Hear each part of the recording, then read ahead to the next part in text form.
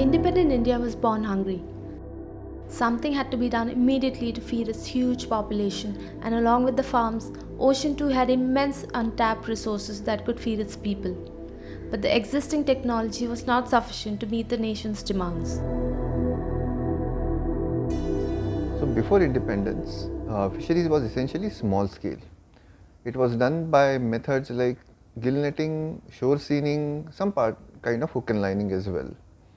There is commercial fisheries, that means fish was caught for being sold.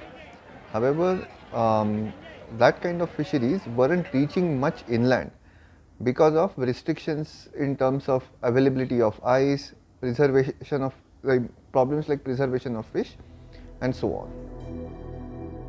Immediately after independence, fishery surveys and research activities began that resulted in not just newer technologies that increased the catch, but improvements were also brought about in fish preservation techniques and in their keeping quality. After the independence, one of the first problem in front of the country was to attain food security. And as a solution, fisheries was envisioned or looked at. So there was this notion that there is a huge amount of sea water where there is a lot of fish and there is not enough fisheries. And if we can channelize lots of resources into fisheries, there's a lot of fish can be caught, and as a result, a lot of revenue can be earned. A lot of people can get jobs by doing this. And it was a relevant vision during the immediate post-independent era. And as a result, lots of money have been pumped into fisheries to make it in the production sector, to make it an industrial sector. Lots of subsidies were given for building boats, for fuel, for ice, and things like cooperative societies and so on, which were encouraged so that a lot of fishermen can come together and have benefits of these government schemes, and as a result increase the overall production of the capture fisheries. The newer technologies allowed us to exploit the ocean more, but we were looking at ocean as a limitless pool of resources that could be exploited forever. Yes, the marine resources are renewable, but they're not infinite. One of the methods that was introduced during post-independent era in early 60s was trawling. Trawling is a single large net dragged it up from the bottom of the seafloor to catch mainly things like shrimps. And what this method does is it catches lots of fish which are unwanted along with the fish that are wanted. So as a result, it was a very destructive method. It was an active method and it used to catch everything that comes in its path. Initially, this method was extremely successful because it guaranteed people good catches and good income. While our catch increased phenomenally, so did our bycatch. As trawling became more and more prevalent, the problem of bycatch is also started rising. That means there were a lot of fish were caught which don't really have a market value, and they were not eaten, they were just thrown out of the sea. So over time their populations also started decreasing. So in a way, this bycatch started becoming a problem. A big industry that relied on just the fisheries discards was the fish meal and oil industry.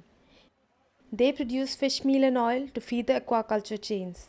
But with the increase in aquaculture chains and inland fishing, FMFO has grown exponentially and the low value fish are no longer discarded by the fishermen. This demand for the low value fish acts as an incentive for the fishermen to keep exploiting the ocean despite seeing a sharp decline in high value fish catches.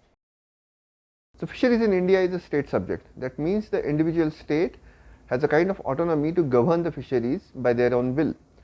And as far they have their own rules and regulations, and they maintain the rules and regulations within their state boundaries. The jurisdiction for each state is 0 to 12 nautical miles, which is their territorial water of India. Now if you see, between all different states there are various laws which differ quite a bit, but three legislations which will look like they're common. One is the zonation of the fishing itself.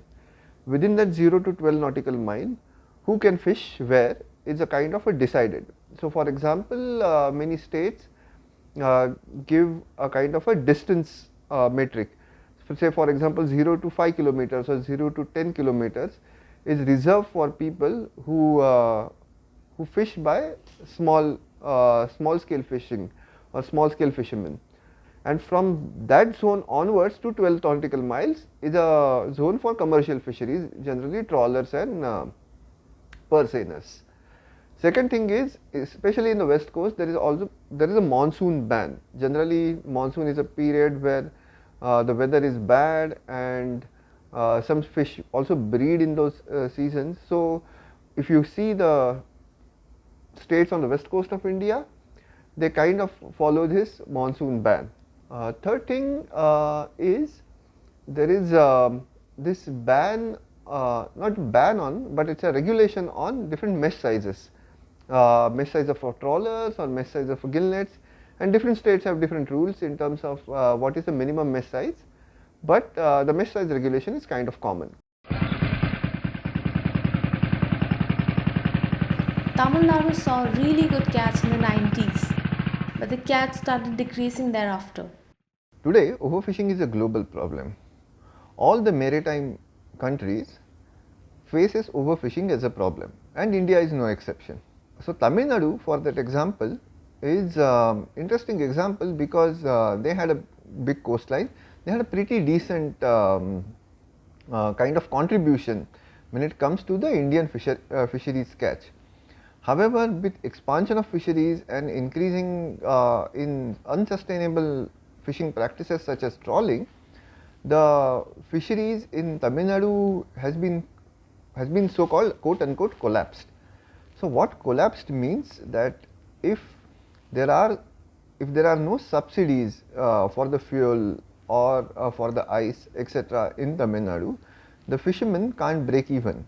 As a result, what happens is the contribution of Tamil Nadu in overall fish catch has reduced. Today, if you see, predominantly as far as comparing west coast and east coast are concerned, west coast has certainly a higher share. Government subsidies and technological advancement have brought in a lot more people into the fishing industry than there were post independence. Today, fishing is being done at a scale that was never done before. More boats and men on the sea mean a drop in the level of catch for everyone. So at the moment, fisheries in India is in kind of a decline, and nobody is getting a good catches. When I say nobody is getting good catches, which means even from the small scale fishermen, which basically go by gill nets and hook and line in very near shore waters, they are not getting great catches. Trawlers are not getting great catches, which is like a first step of commercial fisheries. Purse-seiners, they were getting catches, but the catches are really sporadic in terms of purse-seiners. And as far as the beyond 12 nautical miles, or what we call open sea fisheries is concerned, there are not many players in that aspect.